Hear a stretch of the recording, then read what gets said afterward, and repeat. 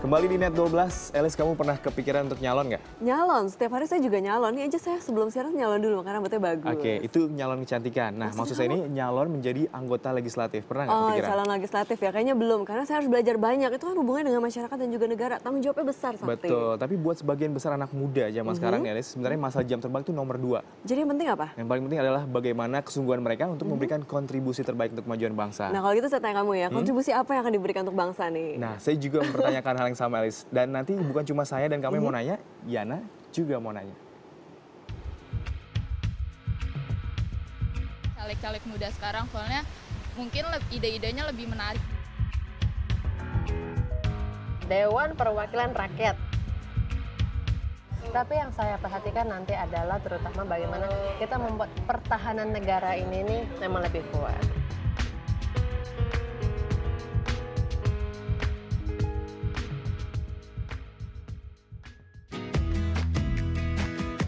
Ini rapatnya di sini.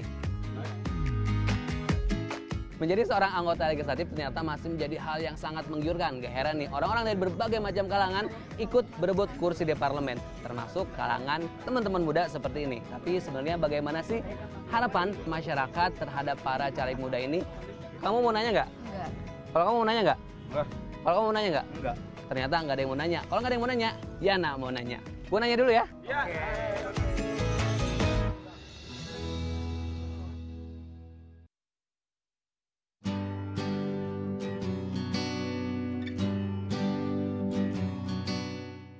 Kalau ngeliat caleg muda dia, kalau Eca sama Aji sendiri bakal milih mereka nggak di 2014 nanti atau lebih milih yang lebih senior atau yang lebih tua gitu? Aku pasti pilihnya yang senior. Senior, kalau Ajit? Lihat dulu visi-visinya kayaknya. Ternyata ada perbedaan pendapat di antara mereka. Oke, makasih ya Eca, Ajit ya. Kita cari lagi ke yang lain yuk.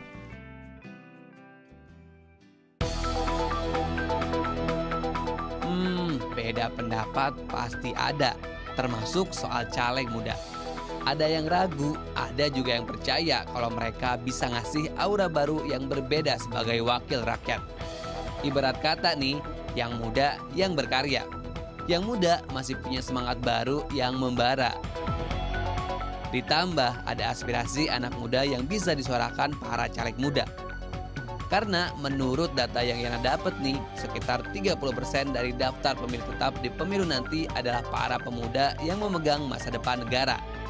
Jadi, suara mereka sudah sepatutnya diwakilkan dan disuarakan. Soal caleg muda emang gak pernah diatur langsung sama negara. Yang jelas, berdasarkan Undang-Undang Nomor 8 Tahun 2012 tentang Pemilu, salah satu syarat menjadi caleg seenggaknya umurnya udah harus 21 tahun dan udah lulus SMA atau sederajat. Ini nih yang bikin anak muda Indonesia nggak ragu buat ikut terjun ke politik lewat pemilu. Di pemilu 2014 ini, jumlah caleg muda emang nggak sebanyak caleg yang udah lebih berumur. Di perebutan kursi DPR RI misalnya, menurut riset Yana nih, dari 6.607 orang caleg, yang berumur 21-30 tahun cuma 9,5%.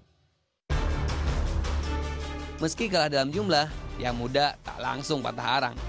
Buktinya masih ada yang terus berjuang buat memberi angin segar bagi Indonesia. Salah satu caleg muda yang ikut bersaing memperebutkan kursi di DPR, perempuan yang satu ini nih, Latifah Al-Ansori.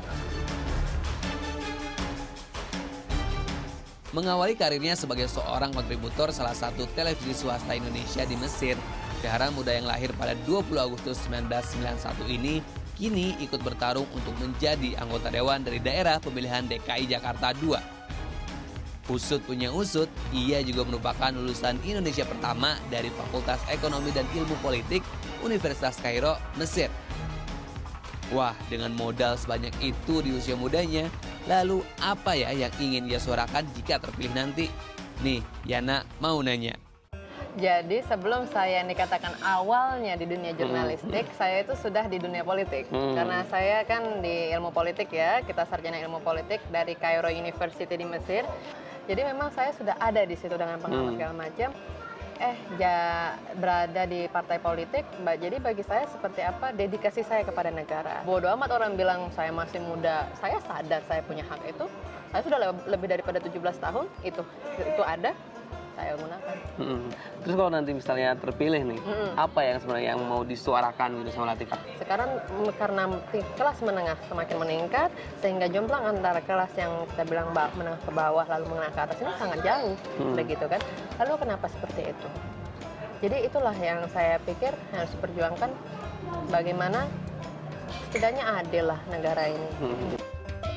Tuh kan, walaupun masih muda, tapi semangat membara jelas terlihat dari sosok Latifah.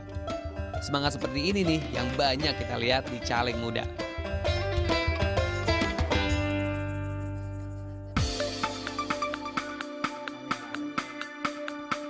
Latifah bukan satu-satunya anak muda yang ikut berjuang untuk dapat kursi di DPR. Perjuangan penuh semangat menggelora juga bisa dilihat dari caleg yang satu ini, Yoga Dirga Cahya.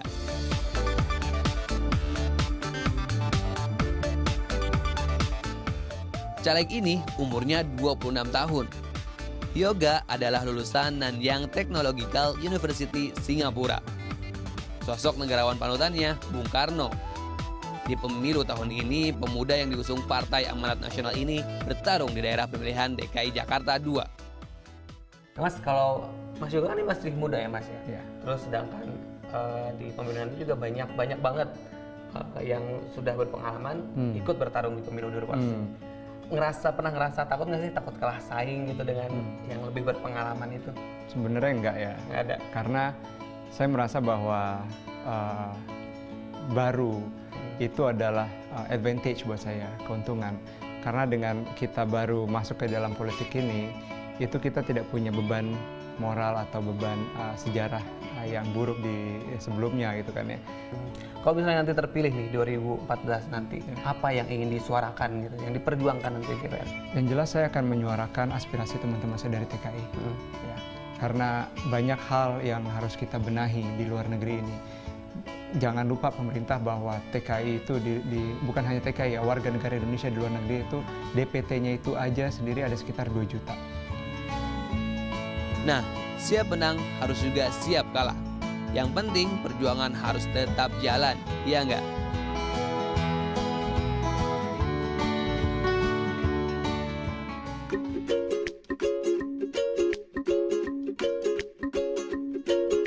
Perjuangan caleg muda menuju kursi legislatif emang bukan tanpa halangan.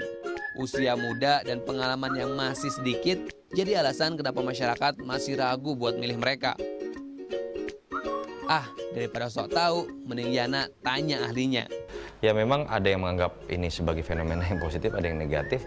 Yang menganggap fenomena negatif memang memiliki beberapa data yang, tapi menurut saya tidak bisa digeneralisir karena memang betul ada data yang menyebutkan bahwa ternyata kebanyakan dari mereka anak-anak dari petinggi-petinggi parpol yang katakanlah sudah menjadi anggota DPR ataupun misalnya petinggi parpol yang sudah merasa terlalu tua tapi menurunkan. Jadi isunya jadi isu politik dinasti. Tapi ada juga yang mengatakan secara positif bahwa ini sebenarnya fenomena ketika kesetaraan sudah mulai muncul. Artinya ada rasionalitas dari partai untuk melihat bahwa anak-anak muda ini bukan tidak punya kemampuan. Bahkan mereka bisa menjadi vote getters ketika pemilih-pemilih muda yang jumlahnya besar, misalnya 17-30 tahun itu kan sekitar 38%, lebih bisa didekati oleh sesama anak muda. Sebenarnya mereka bisa benar-benar membawa warna baru nggak?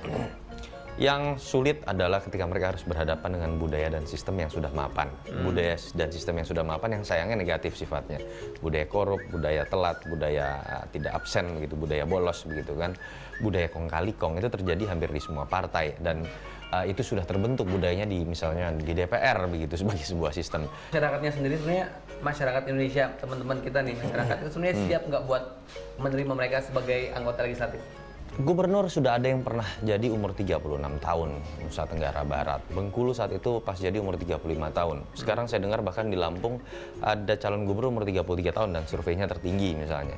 Artinya masyarakat sudah semakin terbuka dan malah kecenderungan isu membawa isu pemimpin muda, lalu kemudian partai-partai ingin menggarap khusus pemilih muda, ini kan menunjukkan bahwa anak-anak muda memang sudah mendapatkan peran atau tempat yang lebih besar atau lebih banyak disorot dalam kepentingan politik. Nah, bagaimanapun juga masa depan negara kita ada di tangan para pemuda. Idealisme dan semangat kaum muda inilah yang jadi harapan untuk Indonesia yang lebih baik. Kehadiran politisi muda memang bisa memberikan angin segar karena munculnya wajah-wajah baru yang bisa menjadi alternatif pilihan daripada caleg-caleg yang sudah ada sebelumnya. Tapi pilihan tetap ada di tangan kamu semua. Yang penting adalah kenali wakil rakyatnya, gunakan hak pilihnya dengan tepat alias jangan golput. Sekarang masih ada yang mau nanya tapi nggak tahu gimana dan kemana nanyanya. Saya Nija Samayana karena Yana selalu mau nanya.